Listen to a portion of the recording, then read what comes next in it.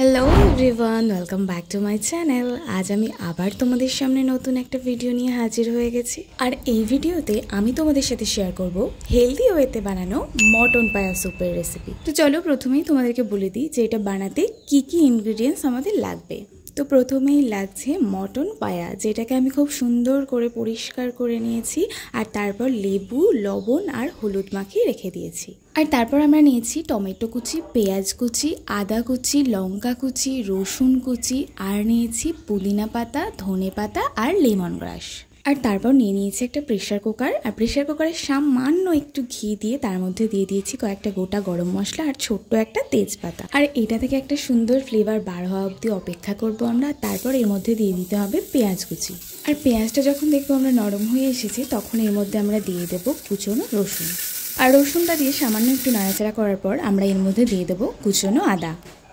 এগুলোকে কিন্তু খুব বেশি ভাজার একদমই দরকার নেই, কারণ আমরা তৈরি করছি স্যুপ, তো ওর মধ্যে মশলা বা গ্রেভি জাতীয় কিছু আমরা রাখবো না। ঠিক সেই কারণেই আমরা কিন্তু কোনো রকম মশলার পেস্ট এখানে ব্যবহার করিনি। স্যুপের মধ্যে একটু ফ্লেভার আনার জন্য এর মধ্যে আমরা দিয়ে দিচ্ছি টমেটো কুচি। আর টমেটোটা যাতে তাড়াতাড়ি নরম হয়ে আসে তাই জন্য এর মধ্যে দিয়ে দিলাম পরিমাণ মতো লবণ। তোমরা কিন্তু এটাকে একদম নর্মাল খাবারের মতো ভেবো না, কারণ এটা কিন্তু অত্যন্ত পুষ্টিগুণে সমৃদ্ধ একটি খাবার। তোমাদের যাদের জয়েন্টের সমস্যা রয়েছে, যারা আর্থারাইটিসে ভুগছো, তাদের জন্য কিন্তু এই স্যুপটা ভীষণই উপকারী। তোমরা কিন্তু চাইলে গুগলে সার্চ করে অবশ্যই এর বেনিফিটসগুলো দেখে নিতে পারো। যাই হোক, এরপর এর মধ্যে আমি দিয়ে দিলাম কুচনো লঙ্কা।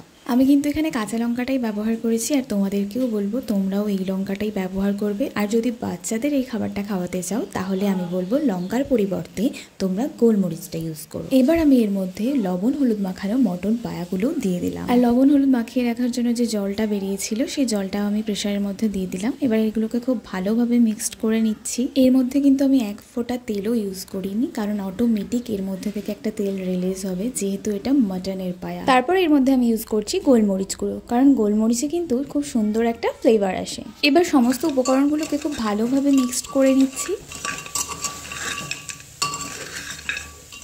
আর যখন দেখবে পেঁয়াজ আর টমেটোটা প্রায় সিদ্ধ হয়ে এসেছে, তখন এর মধ্যে তোমরা অ্যাড করে দেবে পরিমাণ মতো জল। আমি এখানে নর্মাল জলই ইউজ করেছি, কিন্তু তোমরা চাইলে এখানে গরম জলও ইউজ করতে পারো।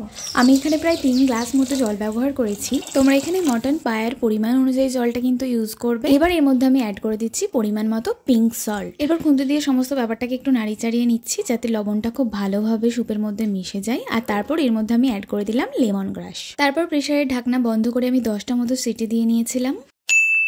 আর এই যে আমার স্যুপ একেবারে তৈরি। তবে তোমাদের একটা জিনিস দেখাতে আমি একদমই ভুলে গেছি। আফটার 10 হুইসেল আমি কিন্তু এর মধ্যে কিছুটা ধনে পাতা, পুদিনা পাতা আর সামান্য একটু কর্নফ্লাওয়ার অ্যাড করেছি, যাতে স্যুপের টেক্সচারটা একটু গাঢ় হয়। আর এই যে তোমরা দেখতেই পাচ্ছ মাটন পায়াগুলো কিন্তু খুব ভালোভাবে সিদ্ধ হয়ে গেছে, আর খেতেও কিন্তু দারুণ হয়েছিল। তাই তোমরাও একবার বাড়িতে অবশ্যই বানিয়ে আমাকে জানিও যে তোমাদের কেমন লাগলো। দেখা হবে নেক্সট ভিডিও। ততক্ষণের জন্য ভালো থেকো, সুস্থ থেকো, টাটা।